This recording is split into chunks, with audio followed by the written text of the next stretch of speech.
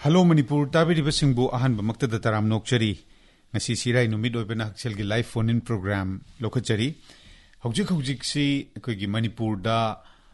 madi ate India gi mafam ate dasu dumak thengnari bani koi gi rabies na chikpadagi mi laikidabagi aduga rabies na chiaba matung da khudung thiba mayok na ba mayam ama hojik thengnari bani aduna masi loirabra haidana koi na khan bani adubu doctor sing na di hojik masi campaign se adumak chathadaba yadri hai na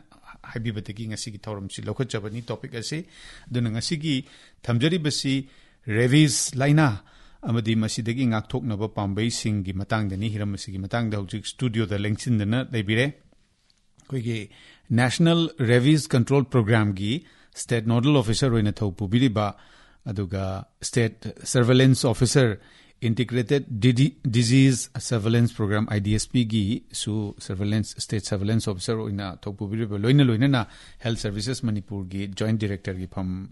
pai biriba Dr. Sanasam Gopal ni Dr. Nachilaba matam kai thokbiduna lengbirakpagi damak thagachari taram nokchari Miyamna ngasi gi thorum sida saruk yabina bagi damak tahan bida phone number se muktang note tokshin biu hairi basida dial tobirak laga lengsin biriba doctor dagi ekhoina hojik thengnari ba rabies laina sikarino aduga kamdo na mak na mioi sing se ekhoi si kamdo na sokhan bage aduga karamna layeng gadage amadi khwaidagi maroi badi kamdo na masi changhan dana bagi prevention program lokot kadagi habani sing badu hangbirak pa yagani note tokshin bigani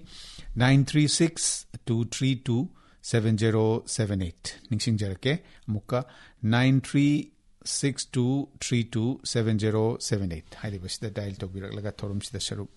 yabina bagi damakta quick telephone hang doctor na thamjarabani doctor hogdok chabasidi koigi rabies na koigi sogan bagi mong si Manipur da hojik ngasi mai koina wari sanare pungpham sida kamaina derige koina kitang sor hondo uba gi mong de leirubodo adumak section na leibagi tangai phadaba leiribra mi ke am sohan khrage aduga phibam se kitang takpio pani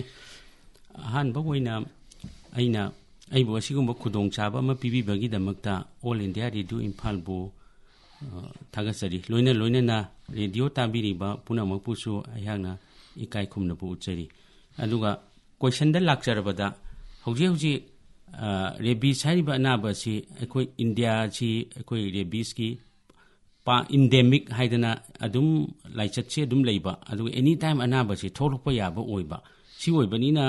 ekoina rabies si ekoina taraina lowba yadaba loina na hoji ki ekoi gi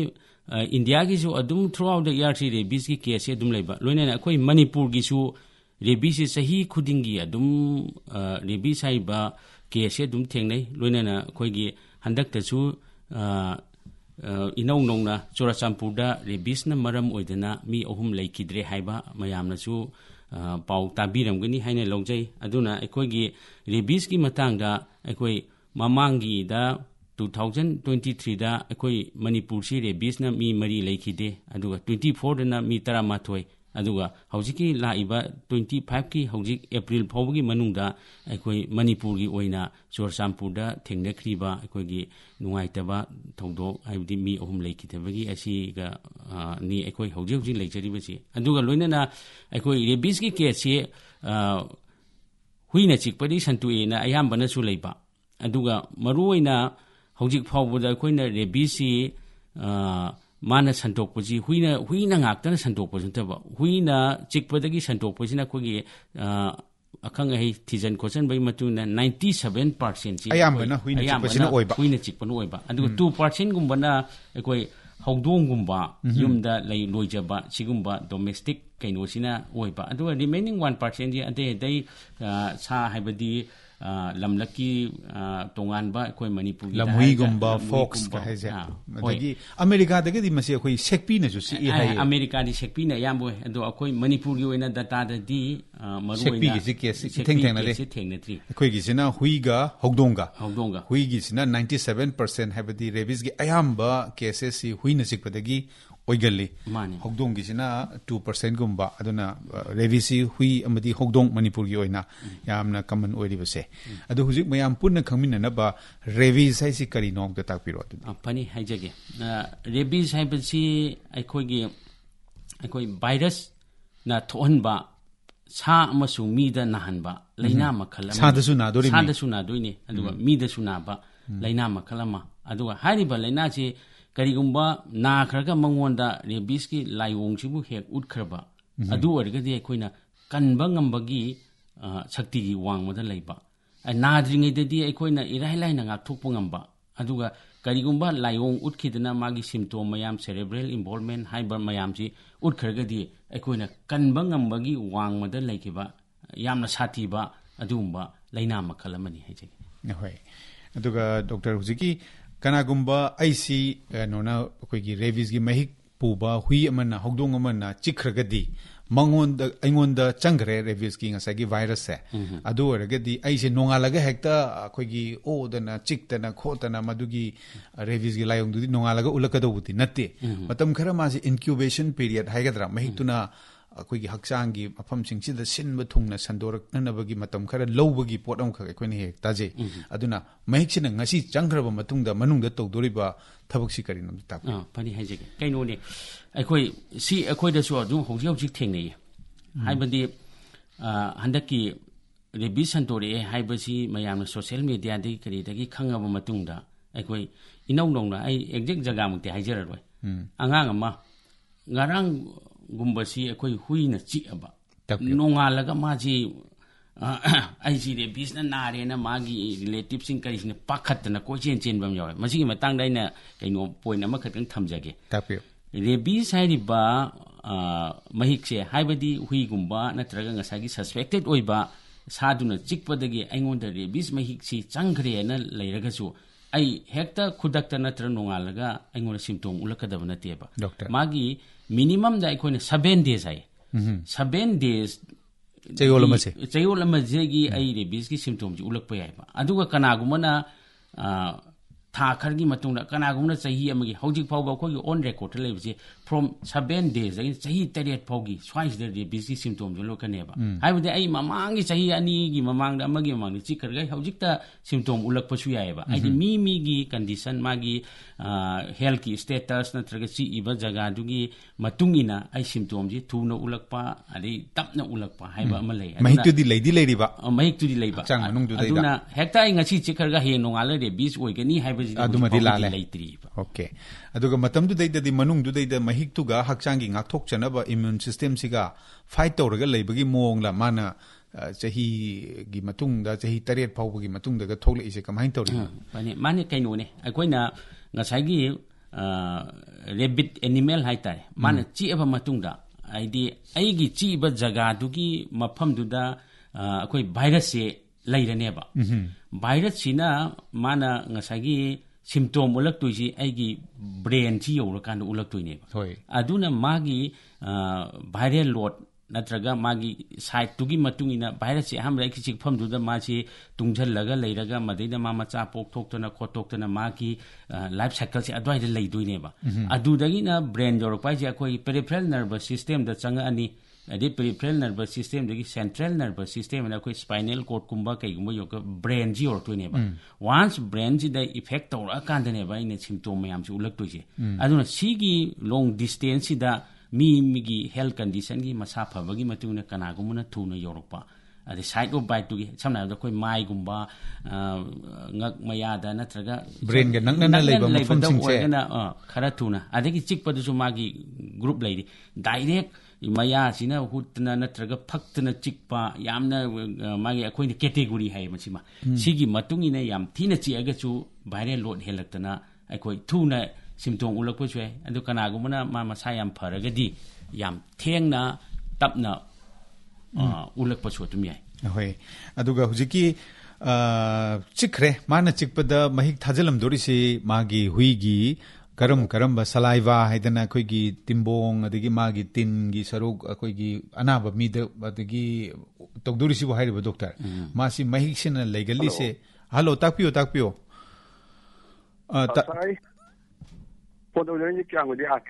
ꯍꯣꯏ ꯇꯥꯖꯔꯦ ꯇꯥꯛꯄꯤꯌꯣ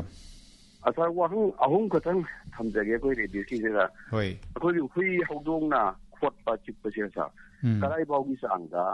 ꯈꯣꯠꯂꯒ ꯆꯤꯛꯑꯒꯗꯤ rabies ꯆꯪꯅꯤꯡꯉꯥꯏ ꯑꯣꯏꯒꯦ ꯍꯥꯏꯕ ꯀꯣꯏꯁꯟ ꯑꯃ ꯑꯗꯒꯤ ꯑꯇꯣꯞꯄ ꯑꯃꯅ ꯑꯩꯈꯣꯏꯒꯤ ปุ่มกายบอกที่มันนุ่งได้คุยนะเด็กชิ้นเด็กกับพวกก็ได้สิกสมาตุ้งครอบมาตุ้งด่าอะไรก็มันนะคุยดิสูห้องดูนั่นกันครบแต่ได้กับพวกบดีเอาเลยอะไรก็ใช่คุยนะพามาสีดาก็ได้มวยสีดาตัวเรากับแต่มวยน่ะคุยดิปั๊มบอมน้ำมันต้องกับเป็นได้ใช่อะไรก็คุยเนี่ยสิ่งที่ไม่กี่คุยดิเฮลท์เซ็นเตอร์อามาสิ่งที่มันจะดีเลยสินะมวยอย่างสีดาที่ดูสิปั๊มบอมเยอะตัวนี้ตรงนั้นทั้งใครก็ได้กับอ่ะมาสิ่งที่แค่นั้นเป็นจู่การีโนสิ่งต่างเด็กคำจะนี่ดูแต่funnyฮิดากาปกิมองเด็กแค่นั้นเลยดิสิการีโนเด็กกี่ question อาหารบกิดูนะชิกปะขวดปะเสมาสิ่งที่หุยดูนะชิมาแค่ยามนะคุยยาคุณดูแค่ยามนะดิฟไว้แล้วก็ดีจุ่มนักกี่ตั้งขวดลำบะสานาบดางางดีไอยุ่มดูสูหุยลอยดีบันนี้นะดีเลยใกล้กับหุยสโลกแต่สัตว์ปะดูก็สูขรัสขันนั่นรู้ละเลยนึกกี่ตั้งเละอันบดได้ดูสูสิ่งนั้นไปยาบระสิ่งก็ตักอยู่ funny ไออาหารบกิ question ดูเรื่องหลักใจกี่ไอคุยนะหุยจีบปอบดาคุยเนี่ยจิกปะเจ้คุยนะเหตุปักขันนี้ไอ้วิธีมากี่ category ขนาดเลย category ชื่อ1 2 3ให้นะอันดูนะ category 1ได้ให้ดิฉันนะคุยกี่ไอ้เนี่ยนุ่งสินะลุยเจริญหุยดูนะไอ้คนเดียวเล็กปะอะไรไอ้เนี่ยหุยกี่มาจินจากพิจารณาไอ้ที่หุยดูกันนักนั่นน่ะลุยนั่นน่ะเลยไปเสียไอ้เหตุมาไอ้คนเดียวเล็กเลยอันดูมากี่กันโน้ตเสียมานาร์มก็ดีไอ้นาร์ดไรน่ะปักขันนี้ไอ้วิธีสิ่งบุกเกสิบุกคนเนี่ย category 1ให้มันเลยบางจังหวะด้วยอุณชาตัวแคมต์ตัดไปอวยเลยก็ดีนั่นแต่ก็ไอ้คนเดียวโชคกับพันยาวแต่ว่ามากี่กันโน้ตที่น่ะมาได้น่ะก็เทียงกันก็สู้ไอ้คนเดียวหุยตัวน่ะน่าบัวมันก็สู้ไอ้สิ่งน่ารวยตัวดีเนี่ยป่ะอ่ะด้วยก็ดีไอ้สิ่งเรบิสนาร์กันนี่ให้ไปสิ่งเนี่ยแบบว่าทันดอกพิโรไอ้แบบดีสิ่งที่ condition ที่ไอ้คนเนี่ย category 1ที่ได้สิ่งนั้นไงเลยเตะไอ้คน vaccine กุมบ้าการิกุมบ้า treatment ลงนี่ไงช่วยเลยเตะแต่ว่าถ้าบัวไอ้คนมากี่มาตินดูสามทงไม่เดียวมันแต่คุยสิ่งอรูปก็สาปนกันตัวก็พัฒนาหน่วยทบปีแล้วก็สิ่งดูสามทบปีไปสินะมากที่รวยอันนี้ว่าแคตตากรีตูสิได้ยังไงใช่คุยตักปีดีบ้ากันโน้ดูงั้นใช่กี่เควดปะขวดปะให้นะให้พี่กี่ยาคุณก็ตายาคุณก็ตายาคุณมักตายาคุณยาวตระก็สู้เคสกี่บางทีมัมมี่มากี่คนจินนะก็แค่ขวดกี่เปอร์เซ็นต์มัมมี่จริงป่ะอีทบพอดีนะแต่บ่ชิกุมบ้าอันดูก็สิ่งแคตตากรีตูเดลานี่category 2เดลานี่ category 2สิได้ดีไอ้คนน่ะกะดีตัวแกให้ว่ามันไอ้มันน่ะขวดจะบักคักตะนี่อีทกเตไม่ยานะคิดตั้งสิ่งกี่บันนี้อีทกเตไอ้น่ะไอ้คนตัวมินเลยทกไปยัดเลยมวยสิได้ดีไอ้คนมวยสิ treatment ปีนี้ treatment สิnumber 1ตั้งแต่ใช้ให้จะกี่บัดตัวไหนนี่ any available สาปวนกุมบันน่ะตัวเราก็อีสิ่งอรูปเนี่ยมินิทรามว่าสิมาพัฒนาสามทกปีละบ่อันดูก็ไอ้งั้นใช่กี่ให้กี่บ่ปุ่งแก้วมันนุ่งดาฮิดักตัวก็ได้เกี่ยนะมาคุยหังบีรักขี้ประตูไอ้คุยอย่างนี้ทูน่ะเบกชินกับทุกปอไปมาดี category 2ได้ดีคุย ARV ปีละแบบนี้เบกชินเจจะอีสิ่งมินิทรามว่าสามทกมาตุ้งดาชาพนกันล้วนนะจำตัวก็เบกชินจีปีกันดีเบกชินจีคุยอย่างนี้ทูน่ะปีบ่เท่งอ่ะมันจะคุย72 awards ที่มาตุ้งได้ดีปีแต่ไอ้งั้นน่ะปีนี่ไงมาดี effective บ่เลยอันนั้น48 awards to 72 awards สวยเด็กดีเห็นเท่งได้บิดบ่ยาเด็กดีas มันเคคิบก็เบกชินจีมันลงวิบ่อันนั้นก็หุ่มชอบ question ดาPHC สิงอันนั้นก็ clinic สิงดาฮิดากาปกิมองด็อกเตอร์สิงตรงอันBBดิสิกรีกินสิมันไอ้สิได้ลักษณะกี่ไอ้คนที่เขาจะบอกว่า National Rabies Control Program น่ะเราควรจะรีบโปรแกรมที่ได้ไอ้คนที่ Rabies vaccination เจมาขัดอันนี้เนี่ยguideline ได้ยาวดิสิอามันน่ะ IM ได้ปีบ่ IM ได้intramuscular ไอ้คนที่ฮิดักอัตย์มัสลกับตัวนี้ตุ้มทิ้งจะละกับมาอันนี้ชุบนั้นน่ะ intradermal ให้ไอ้ที่อุนชากี่เฮกมาขัดตัวอุนชากี่leyer manung สิได้กับมาขัดละมาอันนั้นน่ะงั้นใช่กี่IM da PBCD ไอ้คนมัสลda ฮิดากับตัวนั้น PB อันนั้นตัวว่าบุรีบิสกับก็ได้ว่ามากี่ site จีดีไอ้คนน่ะ deltoid ให้ปั๊มบอมเย็ดโอยเบียโอยเบียสิ่งที่ปั๊มบอมมารู้สิได้ปีด้วยนี่แค่กินโน่เรบิสกี่เบกซินไอ้คนนิงกงฮิดากับดีนิงกงได้สุขาปีเรบิสกับที่จะให้ได้ก็ดีนิงกงได้คนเพชรกี่สรุปที่ยามบ่อันนั้นก็ดีกว่าเบกซินจะเพชรกี่มารักตะกับก็ดีเบกซินกี่ efficacy ที่ยามเนี่ยบันนี่นะไอ้คนน่ะก็โน่ได้มัสลได้ปั๊มบอมกี่ deltoid มัสลที่จะกับนะพายให้ได้นะสมัยน่ะไอ้ยามบันน่ะเรบิสเบกซินจะ deltoid มัสลได้กับไปให้ดีใช่ดิเย็ดโอยกี่ดิถอยดูว่าแค่นั้นเลยเตะเลยเตะไอ้กี่ convenient กี่มาตุ้งนะอันนั้นตัวว่าบุงั้นใช่กี่การcenter อันมาได้เย็ดก็โอยก็ได้กับปีเดียให้ไปเสียชีน่ะกันอีโน่ให้ได้ก็ดีไอ้คนกี่ intradermal เลยนะมาเลยIM ได้ capacity one shot khakta ni yet the oi be muscle da intradermal sidadi aikoina kari haina kap ke habda yet ki pambom da amaga oi gi pambom da amaga 0.1 ml 0.1 ml singa sai aina haijagi ba intradermal kap to yet ki pambom ga oi gi pambom once visit kap to ni aduga muscle da kap jina 0.5 ml haidana bile do ma pull up muscle amount ji muscle da kap ni amount ji yamna kapsan gi to ni ba aduga pambom da ngasai gi yet oi da kap to jina intradermal haidana ma di 0.1 ml khajik khakta aikoi gi hidak ka test to da kap du maina yet ki pambom gi sida intradermal ama kapani aduga oi gi pambom ni intradermal ama kapani ma gi root ani makse adum kaino to wa adum yai aduga phone call am ta gum lo ko chege doctor hello songi ming le fam tak piu hello sigi phone ngai jering phone ngai jering ai sida doctor koi gi yam numeric chum nu su doctor na tak bi kre aduna hujik koi gi thaina di doctor na tak pi ba hida ka pa gi mong yet ki pambom maru adu oi gi pambom maru yam mayek seng na tak pi kre thaina di koi chehi tara muki mamang hai gadra khoidou gi koi bada ka pa gi mong am kale madu hujik chat na dra bra hujik ti kaino to we mamang gi koi dos nipan ka pa mari ka pa aikoi pukki khoidou gi koi ba ka pa haidana tawrame adubo hojikti akhang ai sing tijan ko chan me matuna magi effectiveness adu mingon da su yam khanna yetum na thinbe awa ba su pi da ba magi effective si yenga kan da di ngasai gi hai ba akoi hojik sin ba latest norm ji ngasai gi haijari ba masal da kapagana pambo maru amada kapa aduga unsa da kapagana yet ka oiga gi pambom da kapa ani si khaktang oina hojik phaugi si da si hello songi ming le fam tak piro wang hang biu ai kanam san to ka gi bibi tak piro bibi ai na ga no te spa te khamja min ga mangna huina chi na haira kan tawra kan da ni ka no doctor chatta bada mai ka kum bada satla ga mai na kari gum hida ma molo mam napsala ga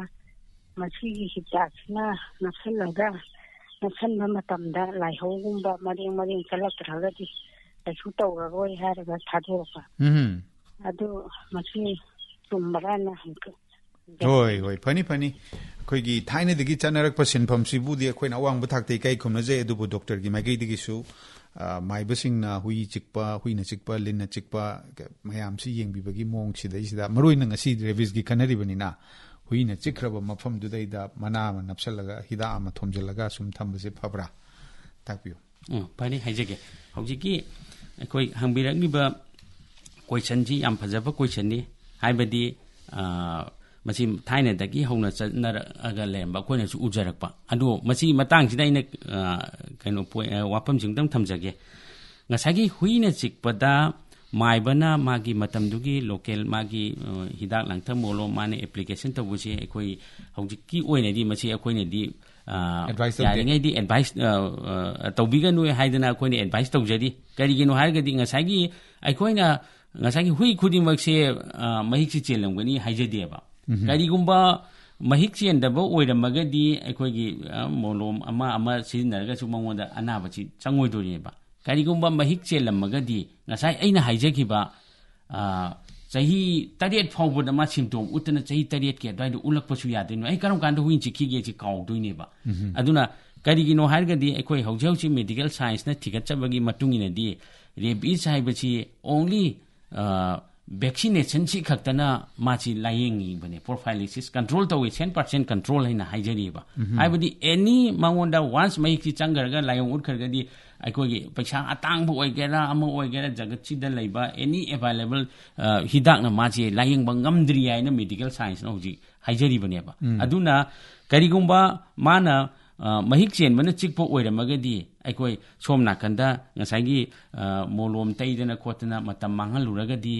aidi matamdo ngasai aina haijigiba 48 hours ina 72 hours aikoi health center khudingmakta government gi site tagi aikoi hidak si thamjadana sumaina sizinabiro akhang ai doctor chingtana biraga aigi tangkhaba ai punchi se kaisu icham chamba injection kharana ai si shape oidoineba aduna tadana matamdu aikoina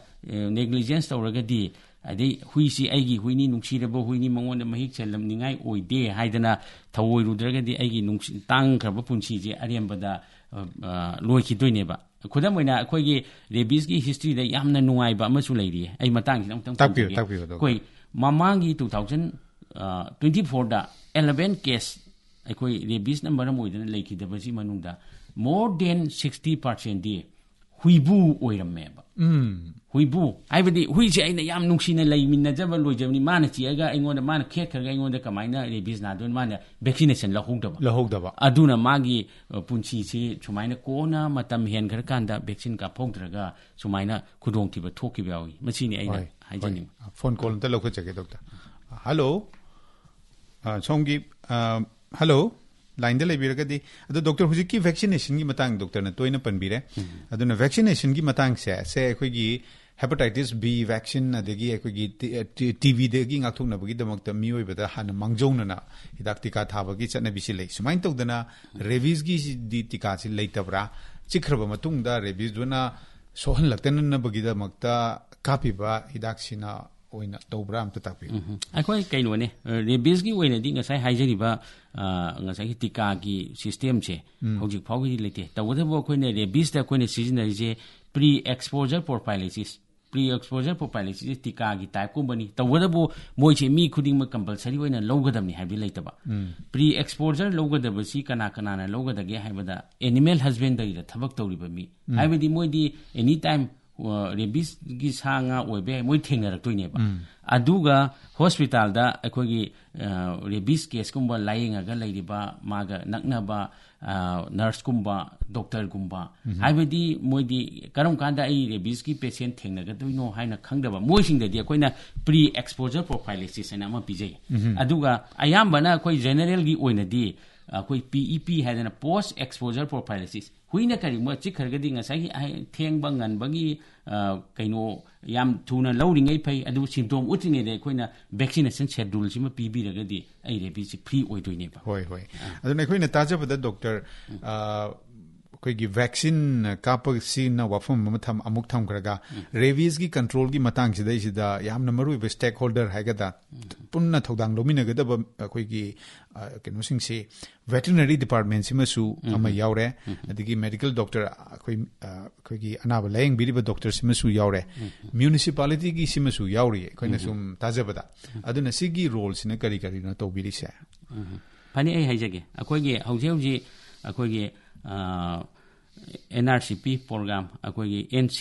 NCDC National Center Disease Control Program India ki oina su akoi by 2030 da rabies